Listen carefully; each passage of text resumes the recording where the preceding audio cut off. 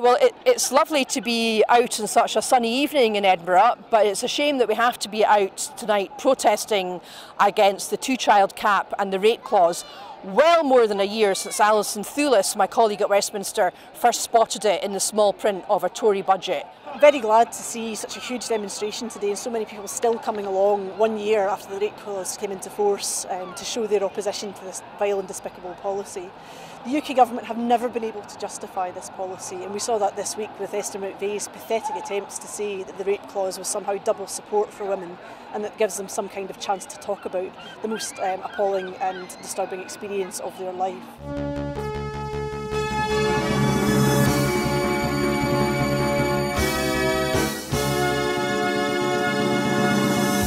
As you can see behind me, we're at the very beginning of the All Under One Banner rally. You can obviously hear the pipers behind me as events are about to kick off.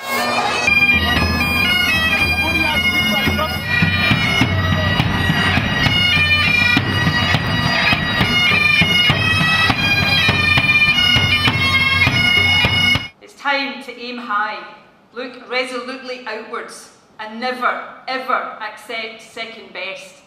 Above all, it's time to believe that we can. We can build that better country we know is possible. And friends, we will. If you enjoy watching our programmes, please help us to be Scotland's independent broadcaster by signing up to become a Broadcasting Scotland supporter.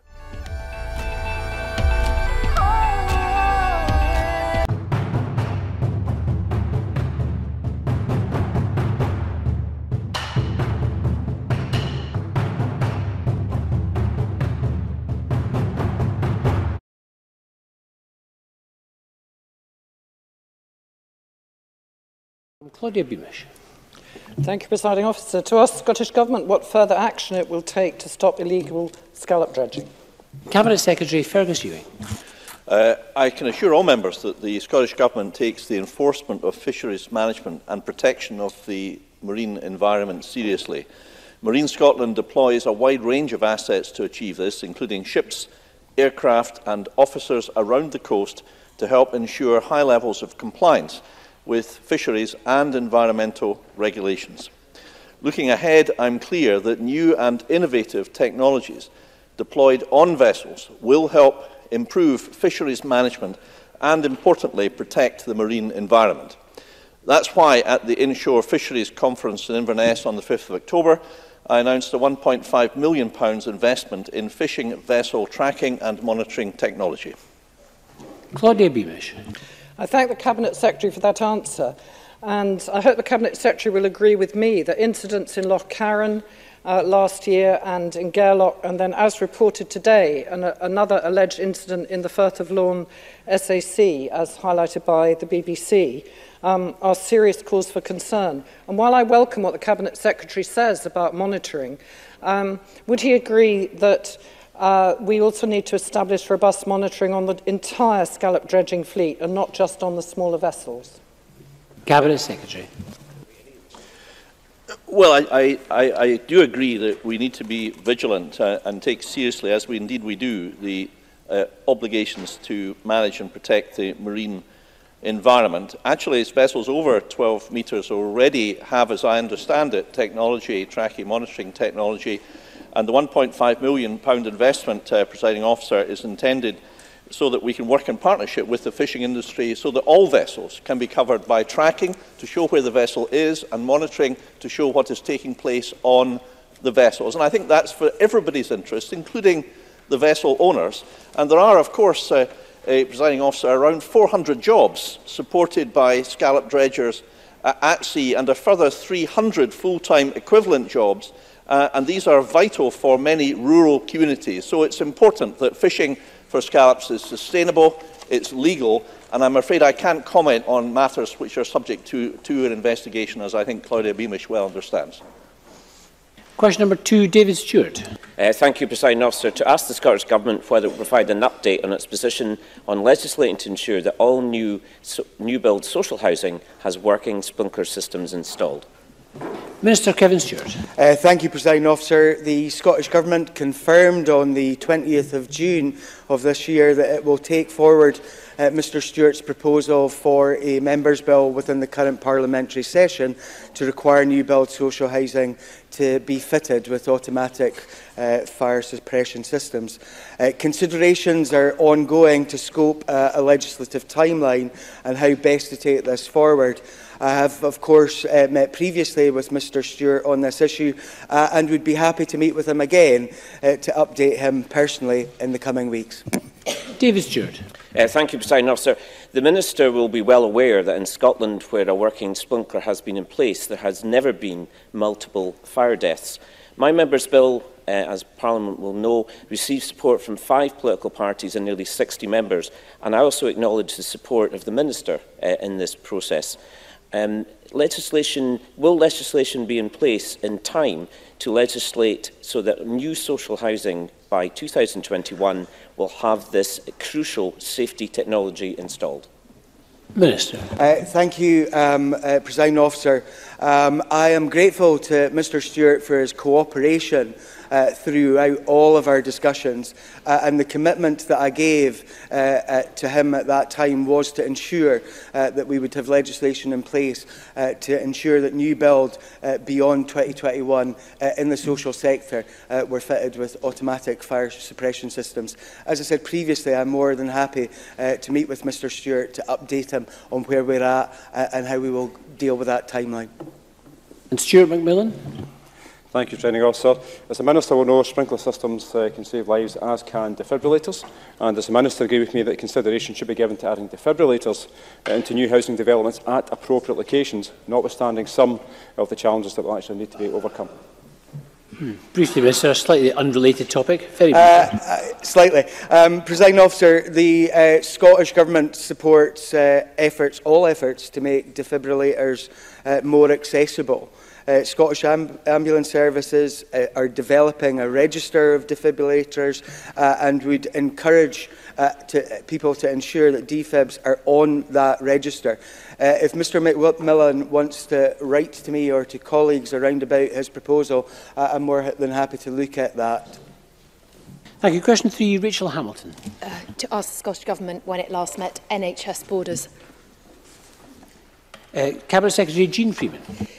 Both ministers and Scottish Government officials meet regularly with the leadership of all NHS boards, including NHS Borders. The Minister for Public Health, Sport and Wellbeing chaired NHS Borders' annual review on Friday, the 16th of November. Rachael Hamilton. I thank the Cabinet Secretary for that answer. NHS Borders, as the Cabinet Secretary will know, was escalated to stage 4 last week. It cannot make enough savings to balance the books, and there is a significant risk to delivery, quality, financial performance and safety as a result. For several years, I have been urging the SNP to take action to address staff recruitment issues, cancellations of operations and failure to meet key targets. Would the Cabinet Secretary tell me, will she listen to these concerns, and is she confident that NHS Borders will see an improvement? Cabinet Secretary. I'm grateful to Ms Hamilton for that follow-up question. The reason why the board was moved further in the escalation ladder was precisely to assist them directly with their financial planning. I need to make the point that when boards are asked to make efficiency savings, those boards keep that money in order to contribute to the redesign and improvement of services. So we need NHS Borders, as we do other health boards, to look at how they make best use of the increase in resources that they have received in order to redesign and improve their services. With that escalation and that increased support from central government, from Scottish Government, I am confident that NHS Borders will produce a workable financial plan going forward, which is what we need them to do, that they will make best use of the increased resources that we have given them, as with other boards, and that they will successfully make further use of the Waiting Times Improvement Plan, which has already begun to see actions taken across our health service. Question number 4, Emma Harper. To ask the Scottish Government whether it will provide an update on its work to tackle the illegal puppy trade. Minister Mary Goujon. Under the commitment in our programme for government, we're currently investing £300,000 to work with charities and enforcement agencies on a communications campaign on the risks of buying puppies advertised online and rehoming dogs that have been supplied from abroad. And I suppose I would like to take the opportunity today to reinforce that message, which is pretty much, if there's no mum and no paperwork, walk away. Now, cinema and media advertisements will run until the 8th of December this year, and the effectiveness of the campaign in reducing public demand for illegally traded puppies will then be evaluated. And I also want to take this opportunity to thank Emma Harper for all the work that I know that she has done on this particular issue, because I know it's something that she has continued to raise and highlight and campaign on. Emma Harper. I thank the Minister for that response, and I'm pleased to hear her acknowledge my work in tackling the illegal puppy trade over the past 2 years. Can I ask the Minister whether the Scottish Government has carried out any assessment on the impact of Brexit on the illegal puppy trade, particularly through the port of Cairnryan in my South Scotland region? Minister Mary-Goujon. Thank you. I mean, I know, as all members across this chamber will be acutely aware, Brexit is potentially only a few months away, and there is still so much uncertainty as to what that's going to mean right across our society and our different businesses and organisations, including our ports. But what I can say is that the Scottish Government will continue to be vigilant when it comes to any illegal activity, including the illegal puppy trade, and we will continue in our work and all our efforts to try and tackle this trade. And 2 further supplementaries in this. The first from Finlay Carson. There's an ever-increasing awareness of the link between puppy farming and organised crime. Today, a criminal, instead of perhaps having £20,000 worth of drugs in their van, they may have £20,000 worth of puppies. A drug seizure of this kind could result in a lengthy jail sentence, but a puppy seizure in this case would not. Could the Minister advise me if the Government has any plans to increase the length of jail sentences and/or expedite court hearings in cases of animal welfare, particular instances of puppy breeding and smuggling? Minister. Thank you. There were a number of measures that were announced as part of the programme for government this year, and I can confirm to Finlay Carson that these are all measures that we will actively be considering. Christine Graham. Thank you, Presiding Officer. The Minister will be aware that my consultation on responsible dog ownership for a Members' Bill has concluded. Can I ask if the Minister will meet with me to discuss how this proposed bill may curtail the cruel activities of those puppy factory farms? And Minister. Absolutely, and I would be more than happy to meet with the member to discuss that. Thank you. And question number 5, Margaret Mitchell. To ask the Scottish Government further to the pilots at Burnbank and Newarthill GP practices whether it plans to promote greater use of occupational therapies within other GP practices to improve earlier intervention and preventative care. Cabinet Secretary Jean Freeman. A critical element of the new GP contract is the requirement for a shift in the way primary care services are delivered through enhanced and expanded multidisciplinary care teams made up of a variety of professionals, each contributing their unique skills towards delivering person-centred care and improving outcomes for individuals and local communities. There is no defined structure for a multidisciplinary team, but a significant degree of flexibility is encouraged to ensure the services provided meet local needs, which is central to the work of the health and social care partnerships. Margaret Mitchell. Is the Cabinet Secretary aware that Lanarkshire GP pilot deployment of OTs in primary care has reduced GP visits by up to 72%, and it's also resulted in patients with mental health issues being seen by the occupational therapist immediately, with more severe cases then being referred to appropriate service? In view of this, has the Scottish Government any plans to promote the recruitment of more occupational therapists? Cabinet Secretary.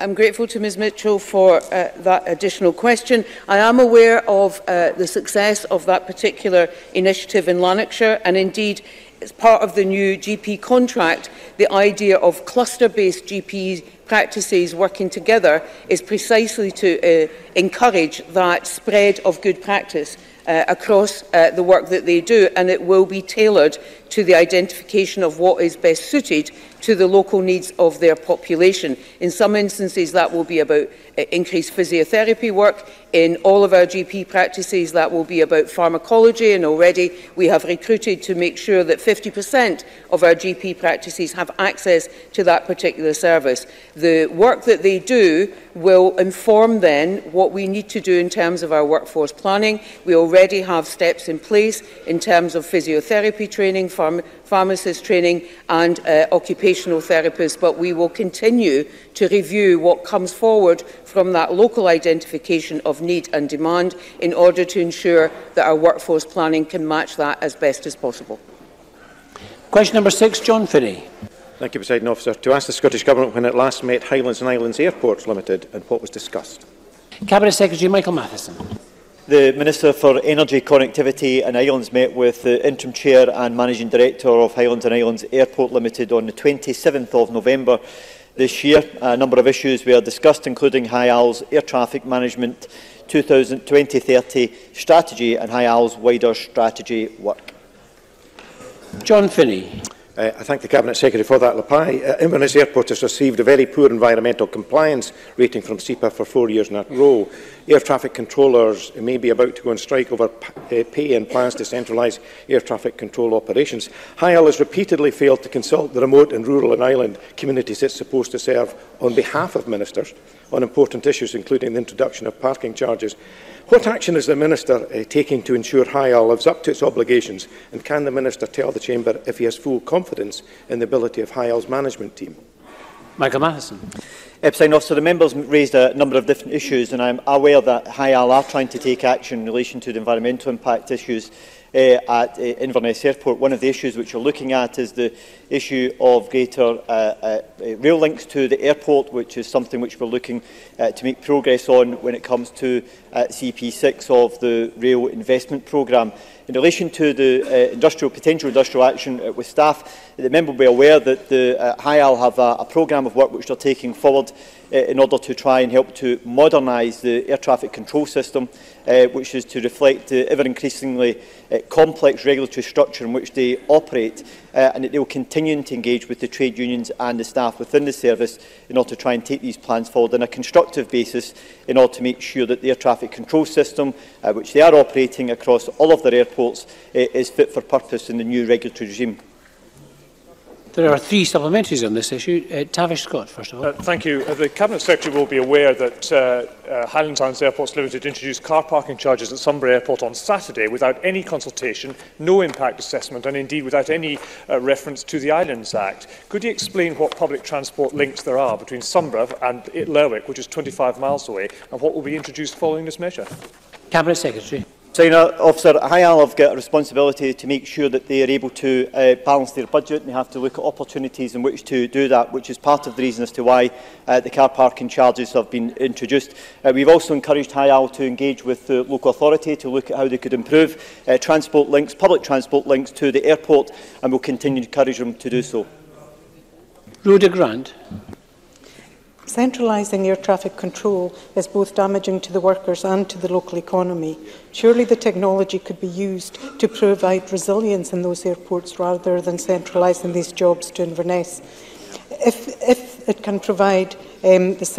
can provide the service in Inverness for islands such as Benbecula, surely you can provide the service in Benbecula for Inverness. Can I ask if this policy has been island-proofed? Has an economic impact assessment been done? And will he reverse this damaging decision?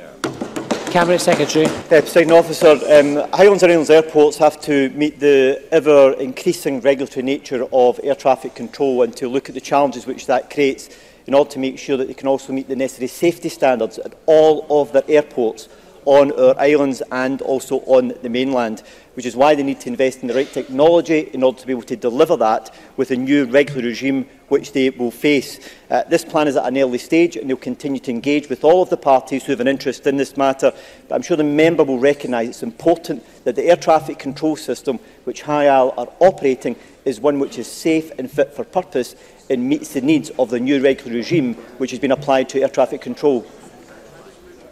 Jamie Halcrow-Johnson.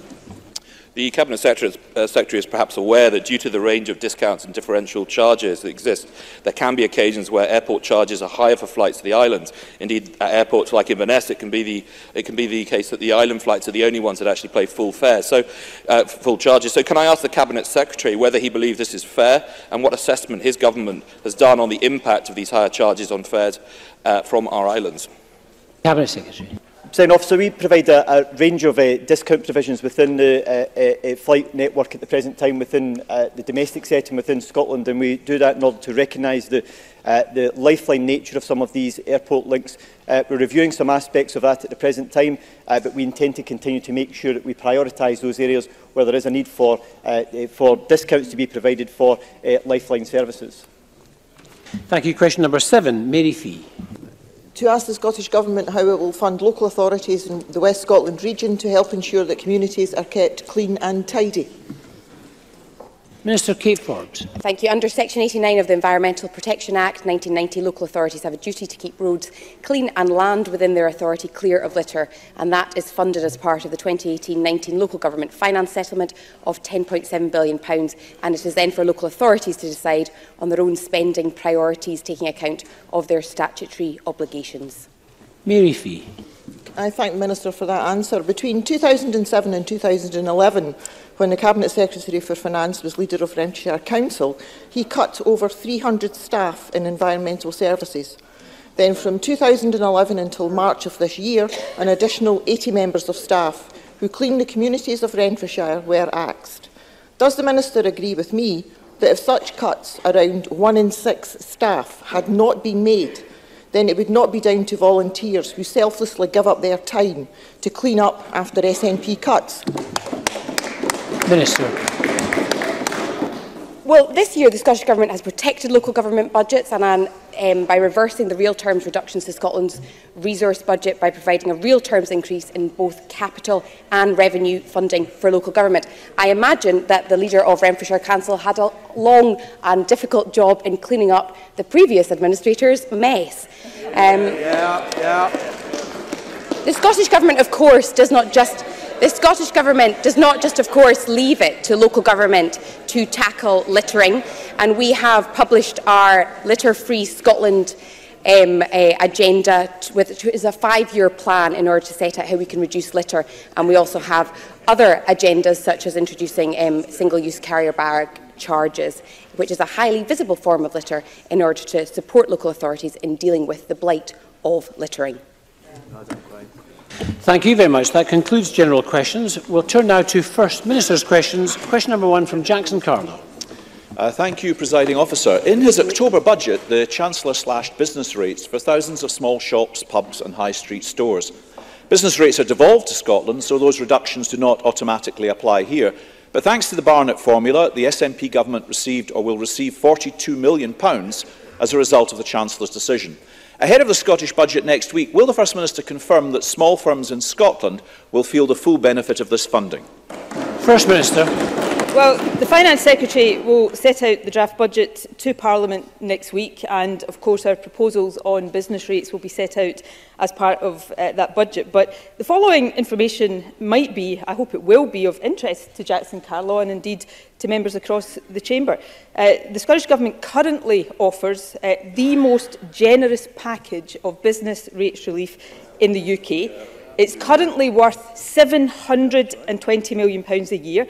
That is up from £660 million in 2017-18. The average value of relief received by businesses in Scotland this year is over £4,500.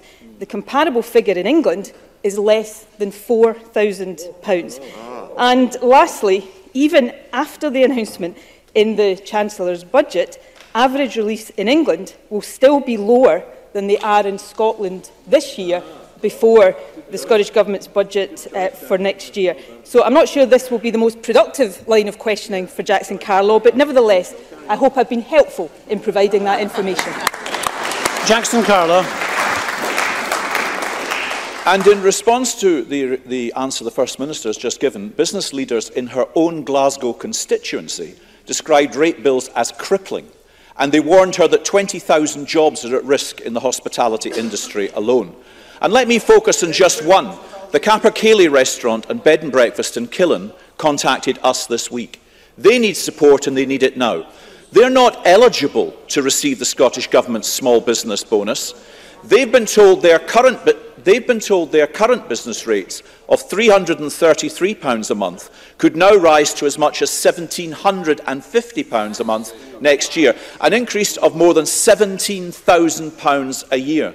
This is a business employing 16 local people now under threat and being put up for sale because of this devastating rise in rates. Faced with these increases, how does the First Minister expect small businesses like this to survive across Scotland? First Minister. What Jackson Carlaw describes, I think, is a result of the revaluation process, not a result of policy decisions taken by this government. As Jackson Carlaw should be aware, the revaluation process is independent of the Scottish Government. Of course, we have placed caps on increases for businesses in the hospitality industry, something that was widely welcomed, and I'm sure the Finance Secretary will have something to say about that when he lays out his budget next week. But none of this takes away from the fact, if we go back to policy decisions of the Scottish Government, the rates relief that we provide for businesses is worth more to businesses in Scotland on average than is the comparable situation in England. We have the most generous package of reliefs in the UK, as I said earlier on, worth £720 million. The Small Business Bonus Scheme provided record relief to almost 120,000 businesses across Scotland in this year. It's lifted more than 100,000 recipients out of rates altogether. The total relief under that scheme rose to £254 million.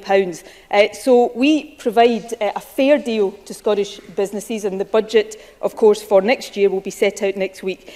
But as with any tax issue, it's really incumbent on the Scottish Conservatives to say to us, if they want us to cut taxes in the budget, what public service do they want us to take that money from? So perhaps Jackson Carlaw would like to have a go at answering that question. Jackson Carlaw. And the First Minister, again, clearly didn't impress business leaders in her own constituency with that response. Nor will she have impressed the business that is now closing and up for sale in Killen. First Minister, we're seeing the impact of high non-domestic rates on firms and businesses. What about the impact of higher domestic rates on households across Scotland? Now, we all know the SNP will once again next week flutter their eyelids at the Greens to get them over the line. And we all know they will. But we also know the price. Patrick Harvey has spelled it out. A brand new tax on households across Scotland. So will the First Minister make clear today there will be no new tax on homes of hard-pressed ordinary Scots? First Minister. Well, at the risk of repetition, the Finance Secretary will set out the budget to Parliament next week, and we'll see very clearly that not just businesses but taxpayers across Scotland will continue to get a very fair deal from the Scottish Government. Of course, this is the Scottish Government that for many years froze council tax levels in Scotland. There is now a cap this year on council tax increases of 3%, which is much lower actually than the maximum increases allowable in England under a Conservative government. And of course, average council tax bills in Scotland are lower than average council tax bills in England. So perhaps Jackson Carlaw would do better to lecture his own colleagues in the Westminster government rather than this government. But I'll come back to a central point here, and I notice Jackson Carlaw sidestepped this issue in his last question. If we had followed the Scottish Conservatives' advice to us when we set last year's budget, we would right now, on tax, if we'd followed those suggestions, we would right now have £550 million less to invest in our National Health Service, in the education system, in local government services. The Tories never said where that money should come from. So if they're standing here today, just under a week before the budget, and they're asking for tax cuts from the budget, then while he's got one opportunity left, will Jackson Carlaw tell us which public service he thinks we should raise to fund those tax cuts. And if he doesn't, I think people all over Scotland will draw their own conclusions from that. Jackson Carlo. I'll tell you where the money comes from. It comes from businesses like the one in Killen, which is going to be closing down as a result of the First Minister's crass indifference.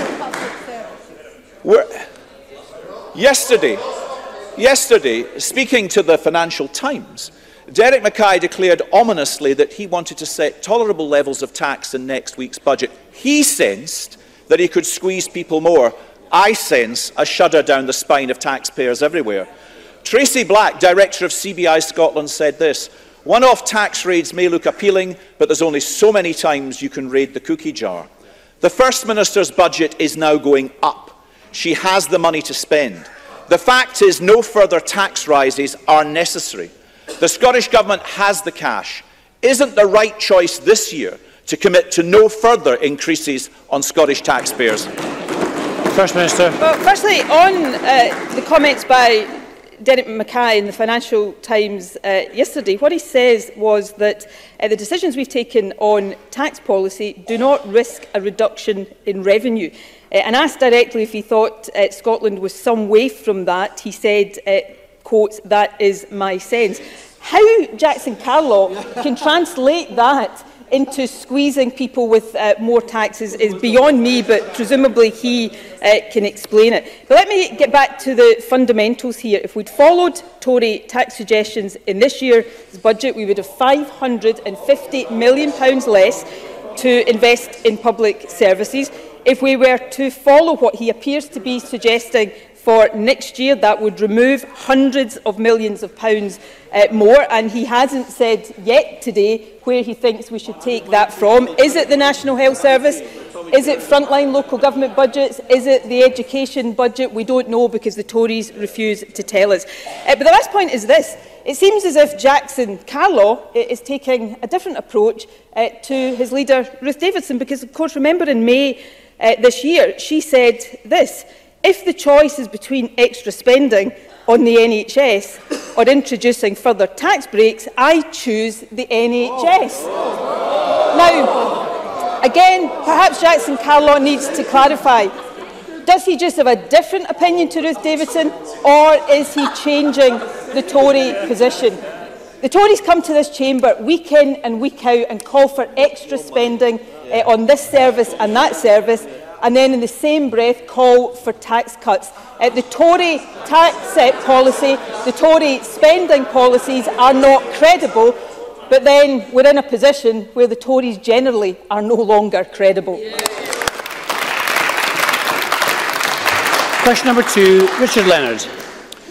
Presiding Officer, can the First Minister tell the Chamber, since she came into office, is the number of specialist teachers supporting children with additional support needs in Scotland's schools up or down?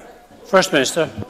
Well, I don't have that figure to hand. What I do know and can tell Richard Leonard today that, of course, in the last 2 years we've seen increases in the numbers of teachers working in Scotland's education system. We will have this year's figures for the number of teachers in Scotland's education system published, I think, next week, so Richard Leonard will be able to look carefully at them. So there are more teachers working in education, delivering an excellent education system for Scotland's young people, and I, for one, welcome that. Richard Leonard. Presiding Officer, what the First Minister didn't say was that the number of specialist teachers supporting children with ASN in Scotland's schools is down. In fact, there are 122 fewer under Nicola Sturgeon. And at the same time, the number of pupils identified with additional support needs has gone up by over 40,000. So need up by over 30%, but qualified teachers down by over 6%. And just yesterday, I spoke with the mother of a 13-year-old boy called Callum. Callum has low-functioning autism. He struggled last year with his move to high school. He was placed in a department of additional support.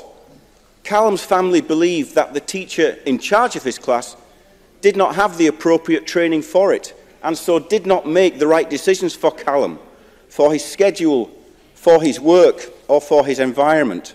His mother told me that I quote, "This resulted in Callum going into meltdown on a daily basis. The teacher would shout and things would escalate further. Callum would be manhandled to a soft room. The door would be closed on Callum, which again escalated his anxiety." First Minister, can you tell Callum's family why specialist teachers have been cut under your government? First Minister. Well, can I firstly thank Richard Leonard for raising Callum's case. The Deputy First Minister would be very happy to talk to Callum's family to understand his experience and to consider the implications of that for the decisions that the Scottish Government takes. But if I can come back to the central question that Richard Leonard asked me about the numbers of qualified people working with young people with additional support for learning needs. If you look at all staff supporting pupils with ASN, that includes teachers, but it also includes educational psychologists, behaviour support staff, homeschool link workers, the type of staff that are so vital ensuring that young people with ASN needs do have a good educational experience. He asked me about when I became First Minister. So in the year 2014 there were 15,871 staff supporting pupils with ASN. In 2017 the most recent year that we have figures for, that was 16,600. So the overall numbers of staff supporting pupils with additional support needs has increased, and I think that is important. Of course, we always want to do more. We want to understand the experience of young people like Callum, which is why the Deputy First Minister would be very happy if Richard Leonard wants to pass on their details to speak with that young man's family. Richard Leonard. Presiding Officer, Callum is only 13 once, so we need to get this right. And there are children across Scotland just like him. What they need are the qualified teachers which have been identified in report after report. And they can't wait. They need action now. Week after week, the First Minister stands up in this Parliament and claims that education is her top priority. And week after week, people in the real world, teachers and parents, get in touch with me to tell me about the impact of her cuts.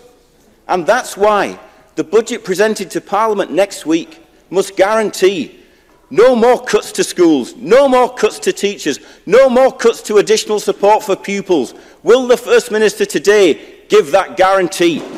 First Minister. Well, I already, of course, spoke about the increase in the number of staff supporting pupils with additional support needs. We're also seeing the overall number of teachers, as I said a moment ago, in our classrooms increasing. That's been the case for 2 years in a row, and we'll see the most recent figures when they are published next week. Education authorities have also increased funding on additional support needs. If we look at the local government financial statistics for 2016-17, that showed that local authorities increased funding on education. Of that, 610 million was an additional support for learning, which was increased from 584 million in the year before that. That was a 2.3% increase in real terms. We also see, and this is an important point, that achievement in schools for pupils with additional support needs continues to rise. Despite their challenging circumstances, children and young people continue to achieve. We see more than 87% of school leavers with additional support needs having a positive destination, which is an increase of 5 percentage points since 2011. So all of that information is important. Of course, that doesn't take away from experiences like that of young Callum that Richard Leonard has narrated to this chamber, which is why I repeat the offer that the Deputy First Minister would be very happy to speak to his family and understand that experience in more detail. But we will continue to support local authorities to take the right decisions to give the support for learning that these young people need and deserve. Got a number of constituency supplementaries. The first from Shona Robertson. Can the First Minister provide an update to Parliament on the work of the Michelin Action Group, including the new joint agreement with Michelin, and what the next steps are going forward to maximise employment opportunities on the Michelin site in Dundee? First Minister. Well, Derek Mackay convened a very productive third meeting of the Michelin Dundee Action Group last Friday. Michelin will work in partnership with the Scottish Government, Scottish Enterprise, Dundee City Council and others to develop the next phase of their presence in Scotland, and our shared aim now is to secure a long-term future for the site and to generate significant employment there.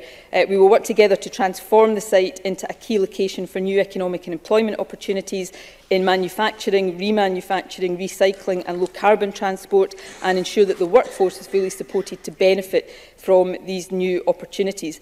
Michelin will sign a memorandum of understanding with the Scottish Government to deliver on these commitments, and we are looking to sign this before the end of this year. Derek Mackay will keep the Chamber fully updated on progress, including, of course, local members like Shona Robison, and I would again thank Shona Robison and others for the very constructive role they have played in reaching the point that we are now at.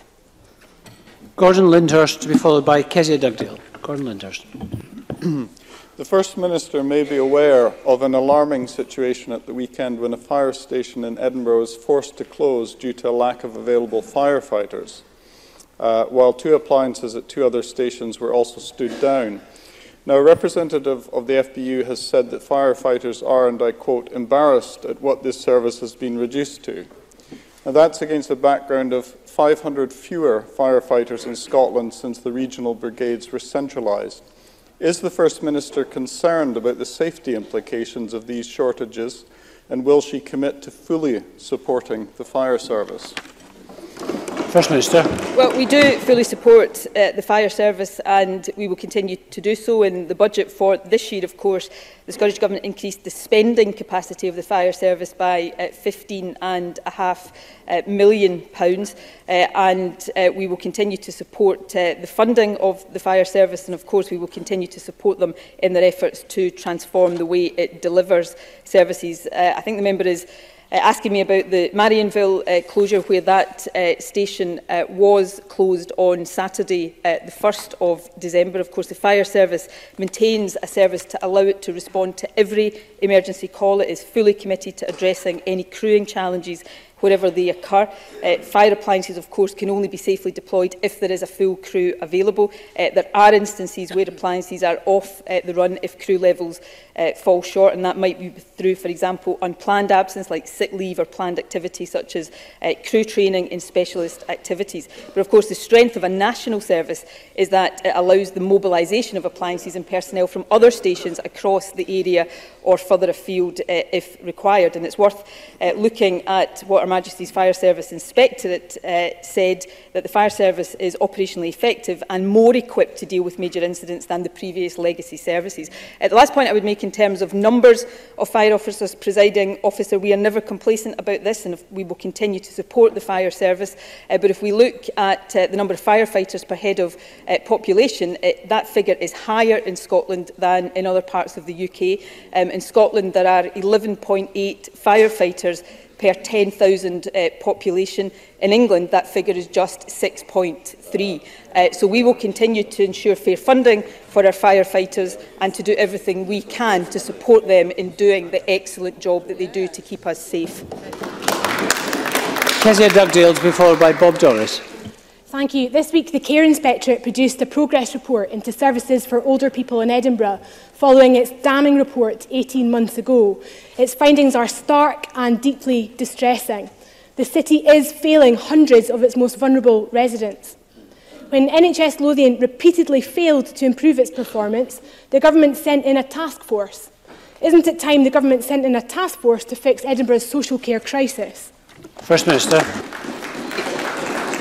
Expect all recommendations or observations of the Care Inspectorate to be heeded by health boards and indeed by integrated joint boards. It is absolutely essential that NHS Lothian does that in relation to older people. The Cabinet Secretary for Health will have regular discussions with the Health Board about that, and I will ask her to correspond with the member to update her in these discussions and of course to take forward any further concerns that the member has. Bob Doris, to be followed by Margaret Mitchell. First Minister, a number of my constituents in the Wynford estate have been disconnected from their community hot water and heating supply by SSE for various reasons, but several are struggling with debt and bills. One constituent of mine, a lone parent, has been staying with friends because their house is too cold. She's offered £600 towards clearing her debts, but SSC have previously insisted she clears 50% of her debts alongside a £272 reconnection charge. After some pushing, they now might show some flexibility to reconnect her. First Minister, as we enter the Christmas period, can the First Minister urge Scottish and Southern Energy and other providers to be as flexible as possible, show some compassion and do what they can to help, not punish those struggling to heat their homes? First Minister. Well, can I thank Bob Doris for raising an important question. I'm always very concerned to hear of any disconnections, especially at this time of year when, of course, temperatures are low. This government will always prioritise tackling fuel poverty, and we offer assistance to households through our funding for Home Energy Scotland. The Scottish Government is also preparing to bring forward regulations for heat networks in Scotland. We've already had positive discussions with the UK Government to consider how provisions in reserved areas, such as consumer protection, can be implemented in Scotland. But in response to Bob Doris's specific question, yes, I would call upon SSE and all energy suppliers to be as flexible as possible and to be fair and compassionate in dealing with any customer struggling to pay their fuel bills. Making sure that people have heat and are warm during the winter should be the most important priority for any of us. And Margaret Mitchell. Thank you, Presiding Officer. Is the First Minister aware that companies in the waste management sector, such as Patterson of Greenock Hill in Coatbridge, that have complied meticulously with the provisions relating to landfill tax since it was devolved to Revenue Scotland in 2015, are now facing retrospective tax of £1.2 million and penalties of £700,000 for regulations that were not confirmed until 2016. Does she consider this acceptable? First Minister. Well, I don't have all of the detail of that in front of me just now. If Margaret Mitchell wants to send me more detail, I will have the relevant Minister look into that and correspond with her as soon as possible. And I'll give her an assurance and an undertaking today that we will look at it as quickly as it's feasible to do. Question number 3, Patrick Harvey. Thank you. I'm pleased that the First Minister chose to go to Poland this week for the Global Climate Change Conference. As I raise this issue, I've got no doubt that the First Minister will again seek praise for the progress that's been made and complain that the Greens should stop demanding more action. Well, Scotland has indeed made a decent start. We're ahead of the pack. But as global emissions reach yet another all-time high, being ahead of such a complacent pack is no great claim. In the new year, this chamber will debate the new climate change bill, which sets no date for full net zero greenhouse gas target, proposes no increased urgency over the critical period in the coming decade, and does not commit to the radical new actions that are needed to achieve that progress. For the Greens, the case is clear. That bill must be upgraded to a climate emergency bill. Net zero by 2040, emission cuts of more than 3/4 by 2030, and a radical new programme of action to be rolled out within a year.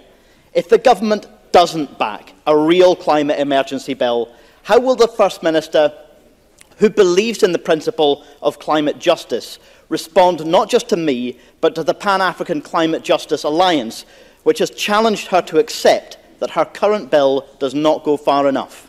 First Minister. Well, I thank Patrick Harvey for raising this. This is the biggest issue that the world, all of humanity, faces, as David Attenborough said so eloquently in Poland earlier this week. And I don't criticise the Greens for challenging us to go further. It's right that they do so. Every single day we challenge ourselves to go further and to go as far as we possibly can, as fast as we possibly can. When I was in Poland earlier this week, the Environment Secretary will be there early next week, I was struck again by the fact that people, experts from many other countries and from the United Nations, not people who are susceptible to government spin on this issue, people who know exactly what we are doing in Scotland, do think that we are leading the world and acting in line with the Paris commitments. Earlier this year, it was Laurent Fabius, the architect of the Paris Agreement, who described the climate change bill as, and I'm quoting, a concrete application of the Paris Agreement. And that praise is based not just on the headlines of the targets in the bill, which is carbon neutrality by 2050 and obligations on us to get to net zero of all greenhouse gas emissions as quickly as we feasibly can do that. But that praise is also based on the more rigorous approach we take to meeting those targets, annual statutory targets, the only country in the world who has those, the inclusion of aviation and shipping, one of the few countries to do that, and of course the emphasis that we have on domestic effort, not on international credits. But we do want to go further. We are anxious to go further. That's why we have asked the UK Committee on Climate Change for updated advice before Parliament will vote on the climate change bill, and that advice of course will be available to all members, and we've asked it for advice not just on the long-term targets but on the nearer-term targets too. So it's right that we continue to debate this, it's right that we continue to challenge ourselves and each other, but nobody, absolutely nobody should doubt Scotland's ambition and Scotland's commitment to continuing to be a world leader on this most serious of moral obligations. Patrick Harvey. The First Minister was indeed present when David Attenborough warned that the collapse of our civilisations and the extinction of much of the natural world is on the horizon. And I do believe that she takes that warning seriously. And the First Minister also says that Scotland gets praise for the actions that's taking. And I give it too. I say again, Scotland has made a decent start. But we need to join the dots between the warnings about the need for increased urgency in response to this emergency and the actions that are being taken, because we're not yet close to where we need to be. The science is clear that the critical period for progress is the next 12 years, and the Government's climate bill proposes no change to the existing targets in that period. There's a growing awareness that what we're doing to our world threatens all of our futures, and changing light bulbs and even changing cars won't cut it. We need to change our whole economy, and the fossil fuel age must be allowed to die. Yet the Scottish Government is still handing tens of millions of pounds to the oil and gas industry. And this week, while the First Minister was still in Poland for the climate change conference, her colleagues at Westminster were arguing the case for yet another Tory tax break for the fossil fuel industry, handing tens of billions of pounds over the coming decades to the giant businesses that are lining their own pockets while causing this crisis. Isn't it clear that we need a stronger climate change bill, a climate emergency bill, as the Greens propose, to accelerate our progress, to end the handouts to the climate criminals, and to show the urgency that so many people understand is needed? First Minister. Well, look, I don't criticise anybody's passion on this issue. I share that passion, I share that concern, I share that ambition for Scotland to do the right thing here. Obviously, as First Minister, and this is a responsibility shared with the Environment Secretary, we have a duty to be ambitious in our targets, but we also have a duty to make sure we have the credible plans in place to meet those targets, and that is work that we take very seriously. And the other point here, and it is relevant to the oil and gas point that Patrick Harvey raises, and I understand why he raises that, the point about just transition. One of the things that Scotland was being praised for in Poland earlier this week was our establishment of the Just Transition Commission, trying to learn from previous economic disruptions and transitions where the most vulnerable in our society have been left behind. We want to make sure that as we lead the world in the transition into a carbon neutral future, that we're doing that in a way that doesn't risk people's jobs, that transfers them into other jobs and has the justice of that transition very much at heart. So these are important issues. This is, and I have no hesitation in saying that, I wasn't actually present when David Attenborough spoke, but I have no hesitation in agreeing that this is the biggest, we might all be consumed by Brexit at the moment, but this is the biggest issue that this planet faces, and all of us have got to live up to that moral responsibility. I'm determined the Scottish Government will do so, but we will do that in a meaningful way, so that when we set targets, we are confident that we have the plans in place to meet those. And I expect we will have a very robust debate in this chamber about the new bill, and I welcome that, because I think those discussions will mean we will end up at the end of that process with a bill that is right, and hopefully a bill that the whole Parliament can take pride in uniting behind. Can I encourage members and the First Minister to have slightly shorter questions and slightly shorter answers, and slightly more succinct answers too. Willie Rennie.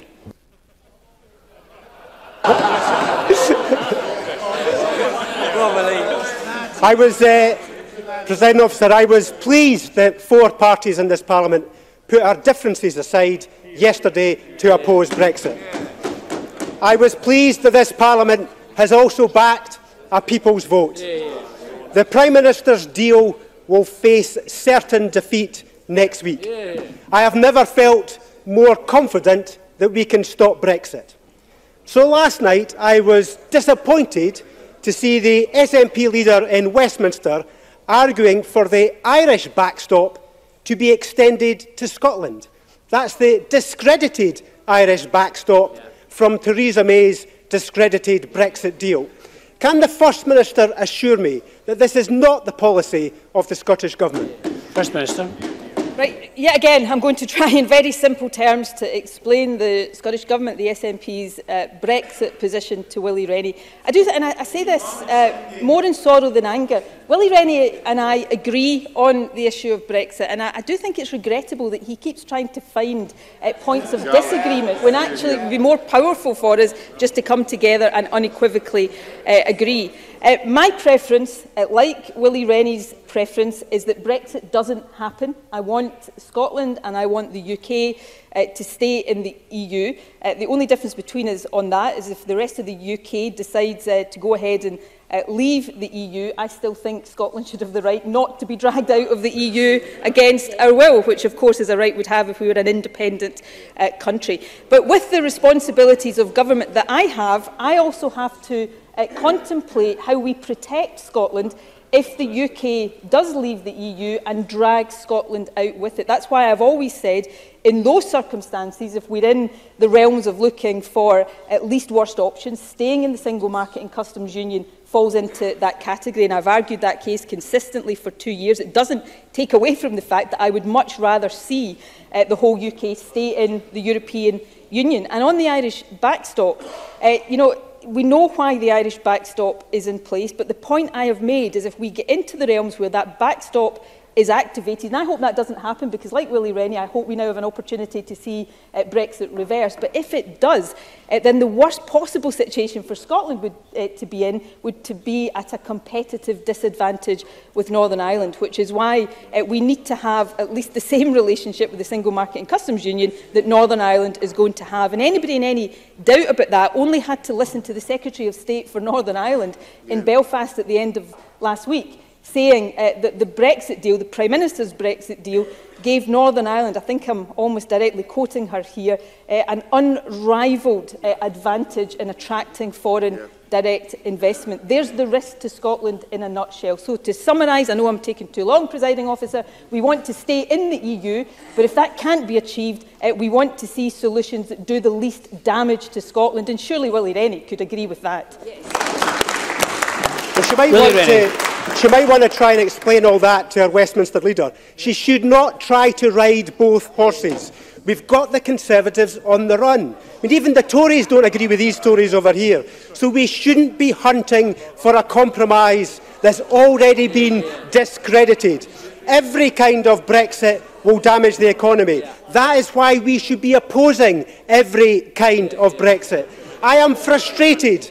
I need to keep raising this with the First Minister. I know she wants to be reasonable, but how is it possible to be reasonable when it puts jobs at risk? So can I plead with the First Minister to reject all and every kind of Brexit?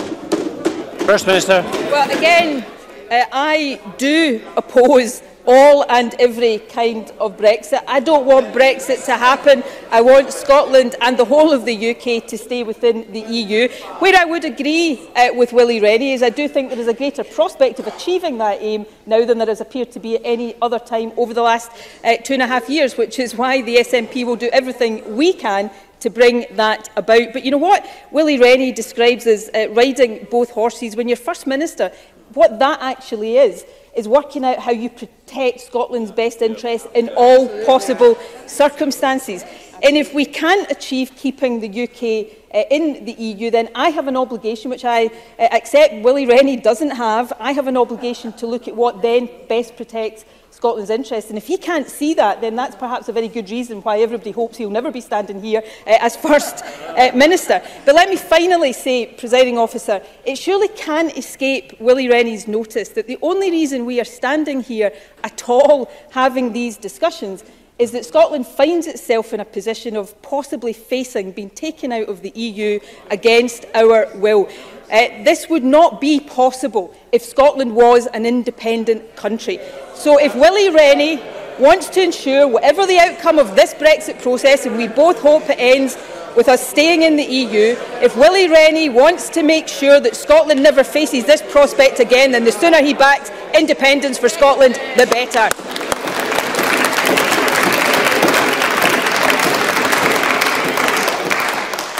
There's still a number of supplementaries. We're probably not going to get through very many, but we'll try. James Kelly.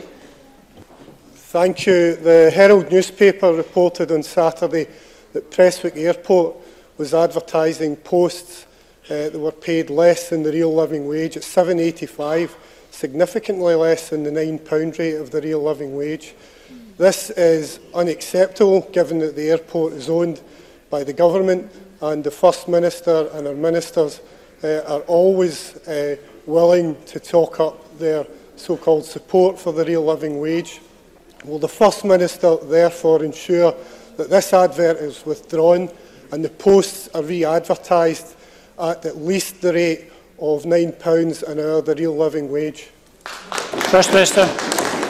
Well, the Scottish Government fully supports the policy of the real living wage, and we expect and encourage all employers to do that. Of course, Prestwick Airport is run at arm's length from the Scottish Government, but as I understand it, and I'll have the Transport Secretary write to the member with more detail of this, Prestwick Airport is committed to the real living wage and is working towards having that paid to all of those who work within the airport. And I think the sooner they get there, the better, because we encourage all employers, without exception, to pay that rate to their workers because it is a core part of the fair work that all of us should be committed to, and this government is committed to.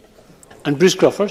Thank you, President Officer. As highlighted in the Daily Record this morning, the Universal Credit's minimum 5-week waiting period for payments means that anyone making a claim this week will need to survive until January without the money they need to live and which they are entitled to. Will the First Minister undertake to write urgently to the DWP, asking them to ensure that hardship payments are made available to everyone at the point of claiming? This utterly disgraceful situation has got to be sorted out. First Minister. Well, I'm grateful to Bruce Crawford for raising this very important issue. It is utterly disgraceful that a family applying this week for universal credit, so by definition a family probably already struggling to make ends meet, is going to have to wait until after the Christmas period before they get the money that they are entitled to. How the Tories sleep at night knowing that is absolutely beyond me. That 5-week waiting time at the best of times is unacceptable, but at this time of year it is particularly unacceptable. I saw the Prime Minister at Prime Minister's questions yesterday trying to suggest that there wasn't a 5-week waiting time. I suggest she gets out and about and speaks to more people applying for universal credit than she clearly has, because people in the real world know exactly what the situation is. In response to Bruce Crawford's question, yes, we will write to the DUP making this point, but we write to the DWP repeatedly on these matters, and the DWP doesn't listen. So I make a point that I've made many times before. The sooner we are in a situation where we don't just have to write to the DWP asking them to do the right thing, but we have responsibility for these matters in this Parliament, the better all of us will be. Question number 5, Gillian Martin. Thank you, President Officer. To ask the First Minister how Scotland is working with the international community to tackle climate change. First Minister. Well, I was pleased to take Scotland's strong messages on climate change to the international talks in Poland earlier this week. During my time there, I participated in an event with the UN Secretary-General and took part in Al Gore's 24 Hours of Reality to raise awareness of the actions we all need to take to address what Sir David Attenborough recently referred to as humanity's greatest threat. While there, I also announced funding for the Marrakesh Partnership for Global Climate Action, which supports implementation of the Paris Agreement, and also announced a £1 million partnership with Solar Impulse Foundation's 1000 Solutions project. This builds on our recent work with the international community, where we have contributed to the UN Framework Convention on Climate Change, Talanoa Dialogue, and the EU's consultation on its long-term climate strategy. Gillian Martin. As the First Minister said at COP24 in Katowice, governments, businesses and individuals have a moral obligation to do what they can to reduce and mitigate the effects of climate change. Can the First Minister outline what pressure her government has put on the UK government to join Scotland in finding practical and just solutions in working towards net zero emissions as soon as possible? First Minister. Well, at the time of the Climate Change Bill's introduction in May, the Environment Secretary wrote to the UK Minister of State calling on the UK to work with Scotland in reaching net zero emissions as soon as possible. And this is necessary, as I'm sure all members know. There are several areas where Scotland simply doesn't have the devolved competence to act unilaterally, for instance, when it comes to decarbonising the gas grid, which is controlled by the UK Government. We wrote again in September to restate these calls in advance of the IPCC special report, and we will continue to press the UK Government to match the ambition of the Scottish Government so that we can continue to work together towards net zero emissions as soon as possible, which I'm happy to restate is the goal and ambition of the Scottish Government. Question number 6, Liz Smith. To ask the First Minister what action the Scottish Government is taking to ensure that student access to Scotland's universities is based on the principles of equity and excellence. First Minister. Well, the Scottish Government is firmly committed to equal access to higher education. Every child growing up in Scotland, regardless of their background, should have an equal chance of going to university. That's why we established the Commission on Widening Access and accepted all 34 of its recommendations in full. The latest UCAS data shows that the number of Scots getting a place at university is at a record high, as is the number of students from deprived areas. And that's testament to our commitment to maintaining tuition-free university education for eligible students from all backgrounds. Liz Smith. Thank you, First Minister. I think we should welcome the most recent statistics that show these trends. However, what we do not welcome are the fact that there are recent statistics which show that there are serious shortages of graduates in key sectors. 1 in 4 GP practices has a vacancy, hospitals are short of 2,400 nurses and midwives, and half of Scottish businesses say they have a digital skills gap. First Minister, the Scottish Government has been receiving letters from the parents of an increasing number of extremely well-qualified Scots-domiciled pupils who are being turned away from university in Scotland, even when places might be available, because they are Scots-domiciled and fall foul of the SNP's capping policy. Does the First Minister think that that is fair and beneficial to the economy in Scotland? First Minister. Well, before we move on from the latest statistics, let me just dwell on them for a moment, because I think I hope people across the chamber will want to welcome them. The statistics issued by UCAS this morning show that the gap between those from the richest and the poorest backgrounds getting a place at university is now the smallest on record, and it's closed for the last 3 consecutive years. On the wider question, I think the way Liz Smith has characterised that betrays a misunderstanding of the way the Scottish Government policy works. Yes, there are a set number of places funded by the Scottish Government every year for Scottish domiciled students. That's not a new policy. That is ring-fenced. It's not subject to competition from students from the rest of the UK or from international students. And the most important point, of course, is that the total number of funded places in Scottish universities for Scottish domiciled students has actually increased.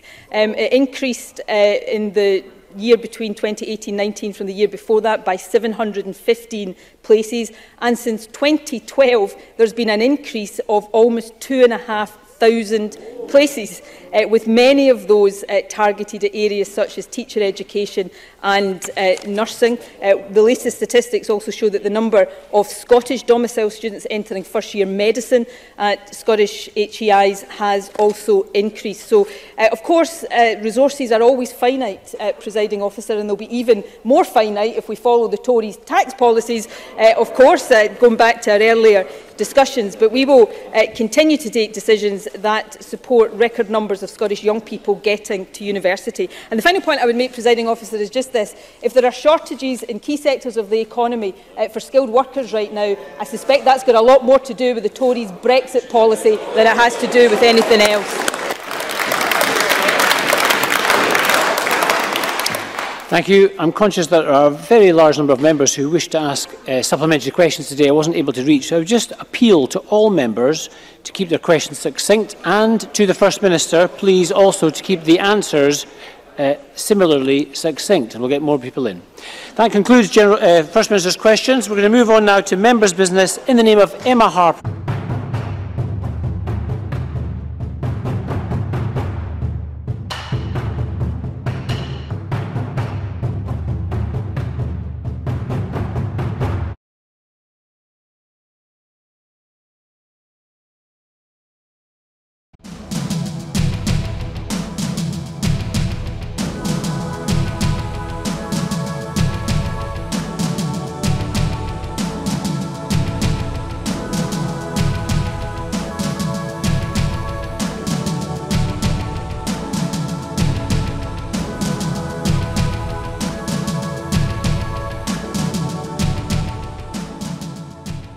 Well, it's lovely to be out on such a sunny evening in Edinburgh, but it's a shame that we have to be out tonight protesting against the two-child cap and the rate clause, well more than a year since Alison Thulis, my colleague at Westminster, first spotted it in the small print of a Tory budget.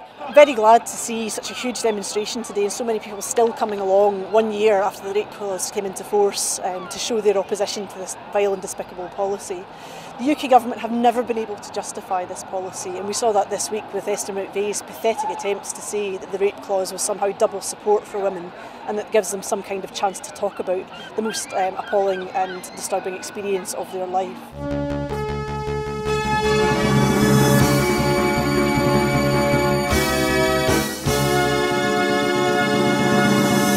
As you can see behind me, we're at the very beginning of the All Under One Banner rally. You can obviously hear the pipers behind me as events are about to kick off.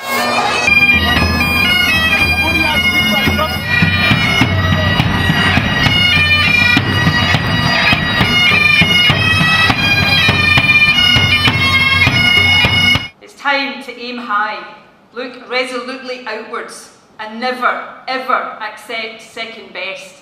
Above all, it's time to believe that we can.